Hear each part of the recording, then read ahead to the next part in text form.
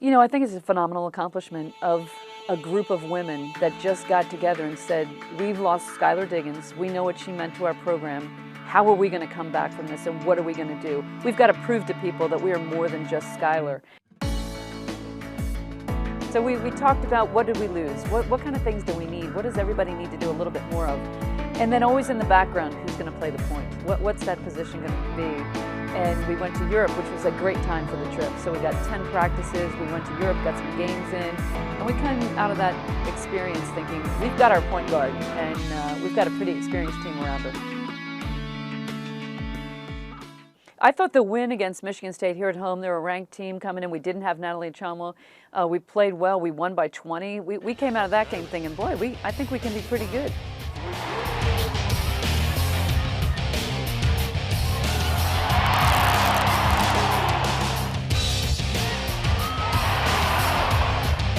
This one's in the books here in South Bend. Notre Dame dumps Michigan State 81-62. You know, we like to take the players back to their hometown if we can, or somewhere close by, so their families and friends can come out and see them play. And the chance to play in Canada, that was a project 2 years in the making. Fighting Irish women's basketball back once again from Ryerson University. Certainly for Natalie Achonwa, the senior from Guelph, Ontario, Canada. This is a big consideration for her and something Muffet loves to do. Oh, Canada, our home and native land, true patriot love, in all thy sons command. We're really blessed to have the opportunity to have Coach McGraw as a coach, and for her to allow us to play at home and in front of my family and friends for the last time in my college career. You know, our non-conference schedule was probably not quite as strong as it's been in the past, but we did have to go to Penn State, and that was going to be a really key marquee game for us. Lloyd goes down low to aerial breaker in the paint, gave it off to Achonwa off the glass, up and in. Nice work by the Irish. Rebound by the Irish is up, no good. Rebound again by Notre Dame is up. This time it's good. Natalie Achonwa gets it to go on the third try for the Irish, puts it up and in. 62-52 with 5:47 to go. Kamak to the hoop, lays it up, missed it. Ace got the rebound, put it up and in. That was a game that turned our season around in a lot of ways because defensively we were able to shut down one of the best players in the country. We had great team defense, we had great focus and awareness. We're in front of a hostile crowd, playing against one of our former players and assistant coaches in Copley, Washington, who's just an amazing coach. And I hate to play against friends and former players. So it was a big game, and we came out of that game thinking, I think this is a great sign for us. You know, good things are going to happen for us. Where the Fighting Irish of Notre Dame are getting ready to take on the Clemson Tigers in game one of the ACC schedule for the Fighting Irish. First year we've been in the ACC. You know, we went into the ACC season. First, we come out undefeated in the non-conference, which was a little bit of a surprise, I think, coming from where we were. Now we're heading into the ACC, and we know it's going to be a very difficult challenge for us. We don't know anything about any of these teams. We start off with Clemson, who was a team in the bottom of the conference, and they gave us a great game. To Lindsey Allen, tries to drive down the paint, got to the hoop, laid it up, got it to go, and drew the foul.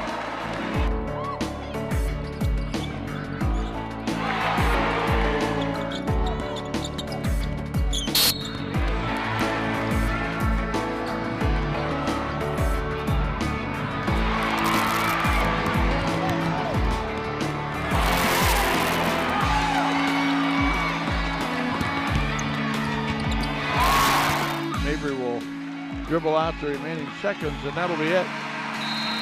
On a real tough day, shooting-wise, for the Fighting Irish. They win their first ACC game ever. Came out of that game thinking, oh my, we are in for a challenge now. I think the ACC was even a little better than I thought it was going to be. And my assistant coaches did a phenomenal job getting us ready because they had to watch so much film. We just didn't know any of the players. Every night there's great talent. There's really good coaching, going and playing in front of some big crowds. It was really a phenomenal year. For us to go through undefeated, I think was quite unexpected. Courtside at the Thompson Bowling Arena. So the Fighting Irish of Notre Dame get ready to go against Tennessee tonight. We'll look at. This is a team that everybody expects to be in the Final Four, #1 seed in the tournament. lot on the line in this one. It's to Kayla McBride, and Kayla McBride goes left side to Mabry. Her three on the way, got it. Big shot for the Irish right there. 3 seconds, K-Mac comes open, three on the way, got it. It's 46-41, and the Irish finishing with a nice run. That was a really important game for us. Natalie Chumlin gets in foul trouble, and somehow we managed to get up 20 with her on the bench. Now Jewel Lloyd down the floor, behind the back dribble, got to the hoop, had the ball taken away, Reimer picked it up, put it up and in, and drew the foul. And Notre Dame has tied the game at 48. Kayla McBride, that Madison and Mike, I mean, everybody contributed in that win. Out top to Chanwa. Ace, bounce pass to Ariel Breaker. Got it out to Jewel Lloyd. Lloyd down to Chanwa, down low. Ace kicks it over, Cable three, and away, got it! And that was the game. I think that stretch was when we really started thinking we are a Final Four team. And the Fighting Irish of Notre Dame, after trailing by 12 in the first half at 39-27, come back to score 45 points in the second half and take care of the Lady Vols by a score of 86-70. We go into the Maryland game, we get up 20 in the first half. Breaker, good catch and the finish. Assist Mabry. In the post in that rotation, I mean, you're just trying to get a piece of the ball. Holy cow. My goodness, with just 4 on the shot clock. That dwindled probably to about 12 by halftime, completely dwindled in the second half. Notre Dame switching to a matchup zone. Now they're in that position of trying to disrupt the rhythm of Maryland offensively. Great pass there by Alyssa Thomas. Devon ties it up. You know, we're trying to put the pieces back together. Comes down to the final shot. We're up 2. Got to make a shot. The clock's running down. The senior All-American. And Kayla McBride just lofts a jumper over the 6'4" center. Checks the shot clock. McBride puts it up, and it's good. Nothing but net. Now we're up 4, and the game is over with about 20 seconds to go. Final seconds will tick away, and Notre Dame survives to stay undefeated at 19-0, and a huge road win. The Duke game was really phenomenal. The great crowd in Cameron, a TV game, you know, excited national audience for the first place in the ACC. Goes back again down the lane, shovels it up, wouldn't go. Got her own rear. Marquisha Wright with a rebound. Mabry with a 3 on the way, wouldn't go. And Marquisha Wright with another rebound. Kicks it out to K-Mac. Marquisha Wright now down low. Jewel Lloyd to the baseline, off the glass, wouldn't go. And another rebound by Marquisha Wright. And she puts it up and in. Wow, what a sequence that was from Marquisha Wright. The game started out, Kayla McBride didn't miss a shot. She made her first 5 shots. She came to play that day.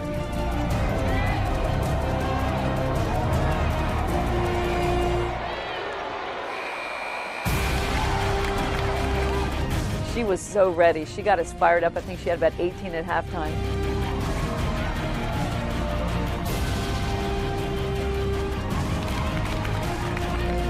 Marquisha Wright came off the bench, gave us some great minutes.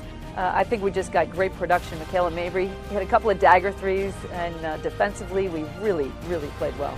Allen down the lane, in the paint, all the way to the hoop, put it up, got it to go, drew the foul. Kicked it in the corner, got it to Mabry, 3 on the way, got it. Lost the ball, Jewel Lloyd comes up with it. Can Jewel beat everybody to the hoop? She'll try, off the glass, got it to go, and a blocking foul called on Duke side, and the horn goes off, and this one is over. And ladies and gentlemen, your second-ranked Notre Dame Fighting Irish have come in and played like a national champion caliber team. Our bench really contributed to the success that we had this year. The bench mob, the bench squad, whatever you want to refer to them as, Cable, Mabry, they will make you pay from downtown. I thought Michaela Mabry was the best 6-man in basketball. She came off the bench, and the defense had to be aware of where she was at every moment. She made a 3 in almost every game that just seemed to deflate the opponent. Madison Cable, another player who really contributed. Maddie and Mike in the Tennessee game, I think really came of age. You know, they just played so well combined, I think, for 25 points. We're really making some big strides at this point. And then Marquisha coming in and giving us good minutes in different games. Our bench really contributed to the success that we had this year. Well, we came out of the Big East winning the regular season and the championship. A great way to end a wonderful experience in the Big East. Now come into the ACC. We win the regular season. We've got a tough finish. We've got Duke, North Carolina, and North Carolina State, 3 ranked teams to finish to clinch the title. We do that. and we still wanted to win. You know, we weren't happy just to clinch the title. We wanted to go undefeated. Did that, come into the ACC tournament, you know, and again, not sure what to expect. What a great venue in Greensboro. The people were phenomenal. We go through that tournament, we're able to win those 3 games and come away as ACC champions in our first year. Just a phenomenal, phenomenal game. The Fighting Irish of Notre Dame have won the ACC regular season and have won the ACC postseason tournament.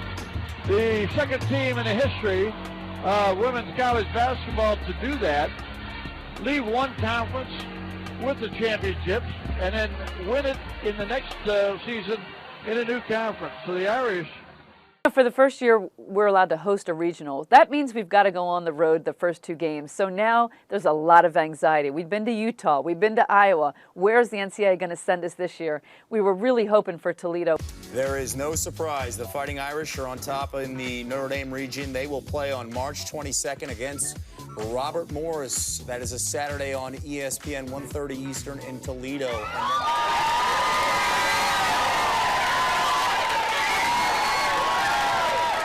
And so to see that come up on the screen, the #1 seed going to Toledo, it really was everything we could have hoped for. You know, we had to win 2 games to get back home to host this regional. So there's some pressure on this, and the team knows it.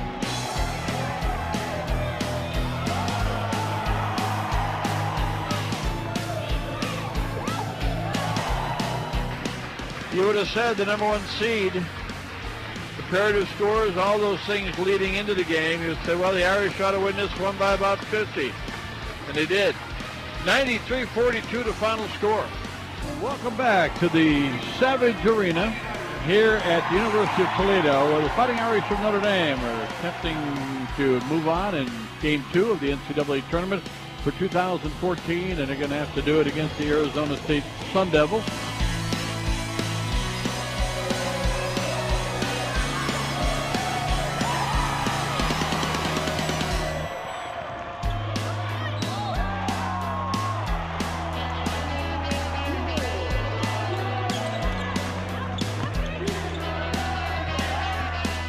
Notre Dame in the Sweet 16 for the 12th time in program history, and they'll be heading home. South Bend, Indiana, here come your Irish. We came out a little shaky against Arizona State. We finally win that. We're coming home. Jewel Lloyd down the lane, all the way to the hoop, puts it up off the glass, goes, and she's fouled. And listen to this crowd here at the Joyce Center.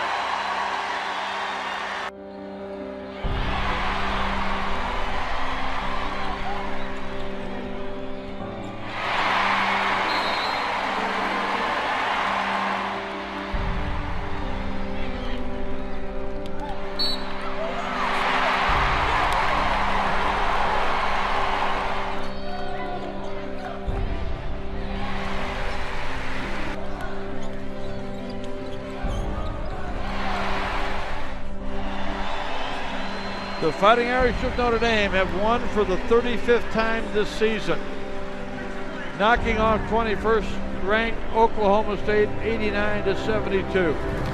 But the good news is Notre Dame is in the Elite Eight. We win 1 game. Now we've got to play Baylor, who's a great team, and we've got some history with them. The Baylor Bears, who defeated the Irish a couple years ago for a national championship. You don't think that hasn't been living in the Notre Dame thought process during the tournament? Well, it was going to be a game where we had to contain Odyssey Sims, and boy, she is hard to guard one-on-one. We had to get great team defense.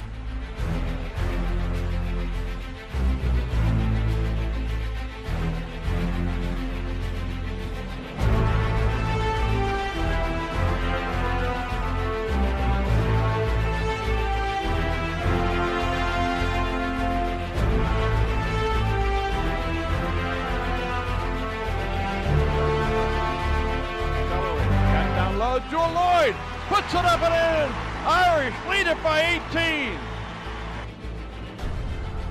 K-Mac dribbles around on top. Back to Chanwa. Tried to go up off the glass. She's fouled and she's tripped up, and she comes up a little bit sore. When Natalie Achama went down, we had a pretty slim lead. She goes down. She's done for the season. She knows it. Nobody else knows it at this point. But she hops back up, has no care about her own pain, goes over to the team, gives them that inspiring speech. And she's saying something to her teammates. I think Muffet McGraw wanted her to come out. And they're going to take her to the locker room to make sure she's okay or to give her some treatment. That, to me, that is leadership in action.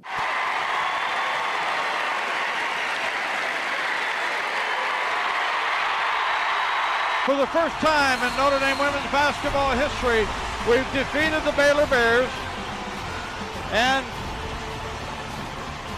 for the sixth time, the Irish are headed to the Final Four, including 4 years in a row.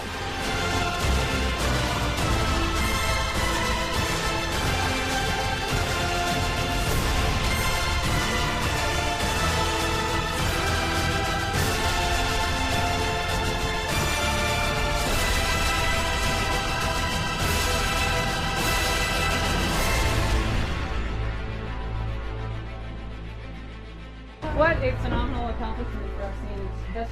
Best class in school history, 4 straight Final Fours. Never been done. 4, baby. 4.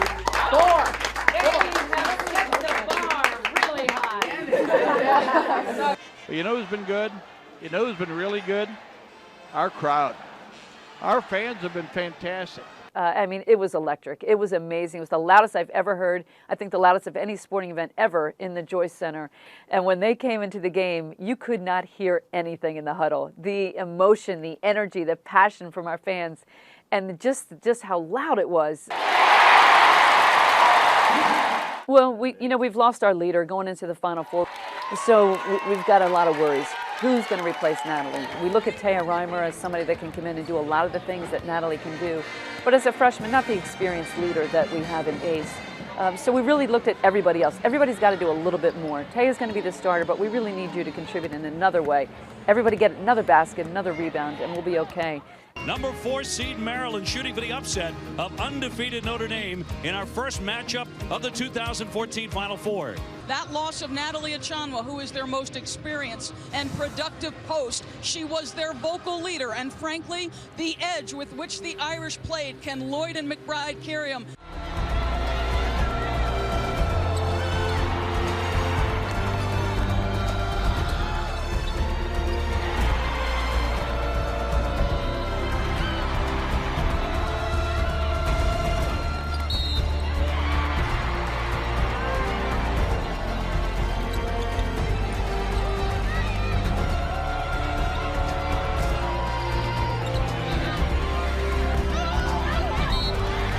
Alyssa Thomas, one of the best players in the country, and she is very hard to guard. She really played well in the game at Maryland.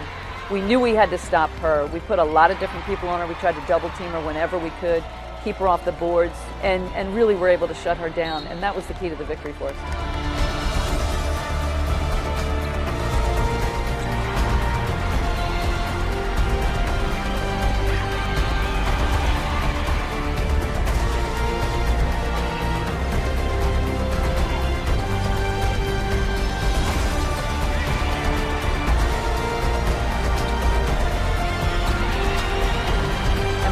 Wright really stepped up to the plate. I thought Taya did a phenomenal job, but Marquisha came off the bench. 12 points, 9 rebounds in a game where we had to rebound, and we ended up setting an NCAA record for the rebounding margin in the game. Notre Dame still perfect, 37-0. And on to face the winner of Stanford and UConn on Tuesday night in the national championship here. With the 3rd pick in the 2014 WNBA draft, the San Antonio Stars select Kayla McBride from University of Notre Dame. Going to the WNBA draft is the culmination of a 4-year journey, and the emotion because of the personal relationships that you have with these kids. With the 9th pick in the 2014 WNBA draft, the Indiana Fever select Nadia Achanwa from the University of Notre Dame. And to see them really have their dreams come to fruition, it's just an amazing night. It's an emotional moment for me, just to hear their name called, to see them go up on stage and get the jersey of the team that they're going to be playing for, and know that everything they gave this program, their heart and soul, and they've earned everything that they've gotten, and I couldn't be happier for them. This was a group that loved a challenge. They really, really relished that idea of going in and proving somebody wrong. And we had such great team chemistry. We had such great balance. I think when I look back, I don't know that we appreciated it as we were going through the season. I don't know if we enjoyed the victories as much. And each game we're undefeated. And now the pressure's starting to mount a little bit. Now we've got to stay undefeated. And you get to that point where you're just so excited, winning the ACC tournament. But in the back of your mind, it was business for this group, and it was always about what's next. When you look at this group coming in, Ariel Breaker, somebody that doesn't play a lot as a freshman or a sophomore, she struggles with injury. She has problems with her knees. The trainer doesn't think she's going to make it through her career, let alone each year was a struggle for her. And to see her grow and what she became for this team, just a kind of a comedian in the locker room, somebody that has a lot of fun off the court. She's so fun to be around. But the chemistry with her was really amazing. And to see what she could accomplish, despite having the body of a 70-year-old, she was able to come back. Natalie Achanwa, you knew was going to be a pretty good player when she came in. She had the maturity and poise of somebody who, was going to be the face of Canada basketball. And what she did for us, she grew, but she learned from Devereaux and from the people ahead of her, and really put it all together as a leader. She's somebody that really had those off-the-court qualities of somebody that really took care of everybody. She was organized and did all the little things and really kept us together. And Kayla McBride is somebody who, her personal journey throughout the 4 years, I think, was one that everybody could relate to. I mean, she had the passion and the work ethic and the competitive drive that everybody wanted to see her succeed. And I don't think anybody could really have even looked at the career that she had and thought 4 years down the road, you're going to be the 3rd pick in the WBB draft, and just what a great person. All three of them, just the characteristics they have, they are what Notre Dame stands for.